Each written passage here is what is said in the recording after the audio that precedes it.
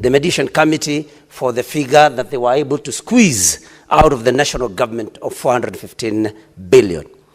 The biggest question now, Mr. Speaker, will be whether once this House comes up with a disbursement schedule, whether then the National Treasury will abide or will follow that particular disbursement schedule.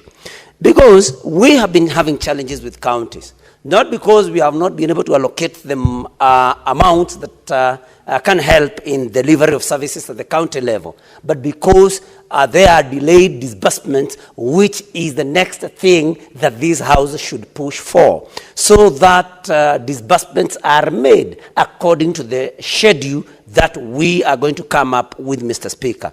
While at that, we must also tell our governors, the 47 of them, that the enhanced amount must be used more for development and not on labor, on wage bills, Mr. Speaker.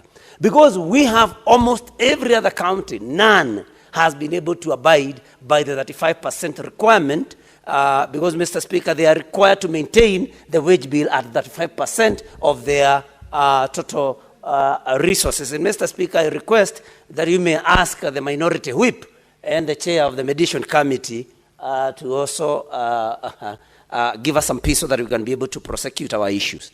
So, Mr. Speaker, the disbursement schedule will be very important. Number two, Mr. Speaker, is that these governors must be able now to invest more in development than wage bills and other unnecessary matters. Not to mention that they also need to look at pending bills and see to it that they clear those that they owe, so that the same can start trickling back to the counties for more development, Mr. Speaker.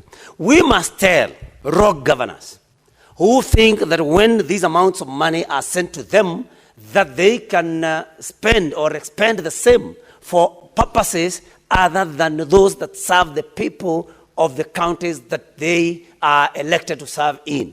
Mr. Speaker, case in point is one governor, and that is none but the governor of Nairobi, who has in public said that he is not going to allow, that he's going to protect Nairobi, Mr. Speaker. We want to tell such a governor that these funds that we have so worked so hard to negotiate for them must be used for the good of the people in their counties and not for any criminal activities.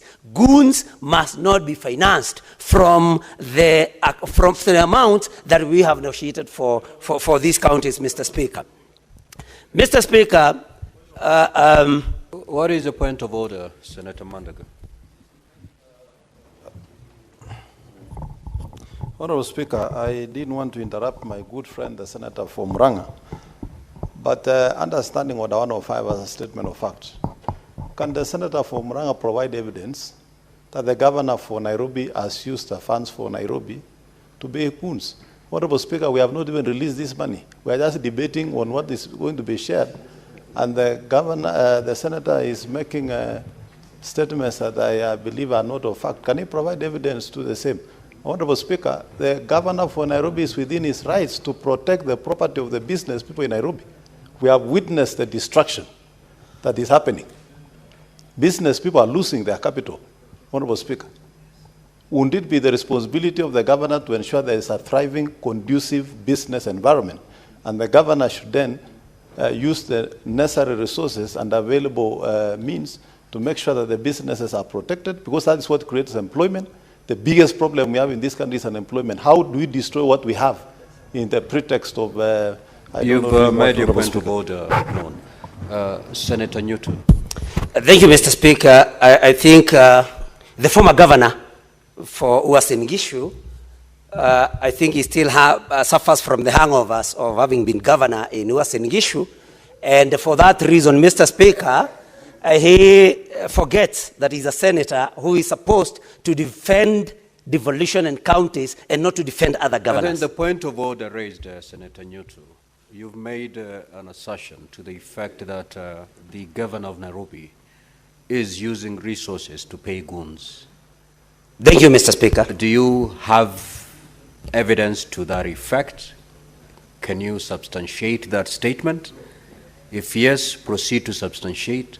If you are unable, you may have to proceed to withdraw that statement and apologize. Thank you, Mr. Speaker, for the guidance. I think I did not say that he's paying goons, Mr. Speaker. What I said that, and it is in public domain, that the governor for Nairobi has said that he's going to protect Nairobi against demonstrators. And that is something, Mr. Speaker, that is in public domain. And there cannot be any other way that a governor can protect his or her county other than using goons, because the governor, any governor, does not have any police under their command.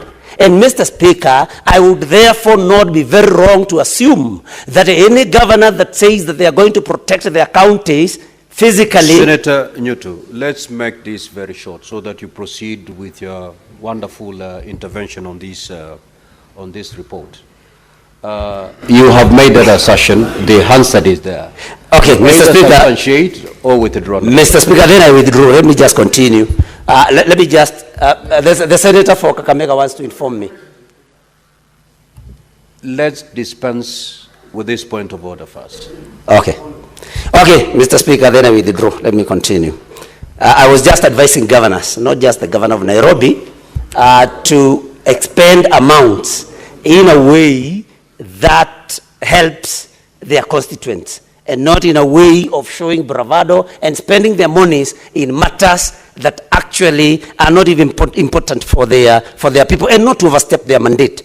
Mr. Speaker, we must also ask the national government, which in this particular mediated version is going to retain over 2.3 trillion Kenya shillings, Mr. Speaker, that these amounts also must be expended in the right way, must be expended in a way that is of benefit to the country, Mr. Speaker. We are disturbed that we find those serving in the national government, Mr. Speaker, carrying money in sacks every weekend, every weekday, as they go about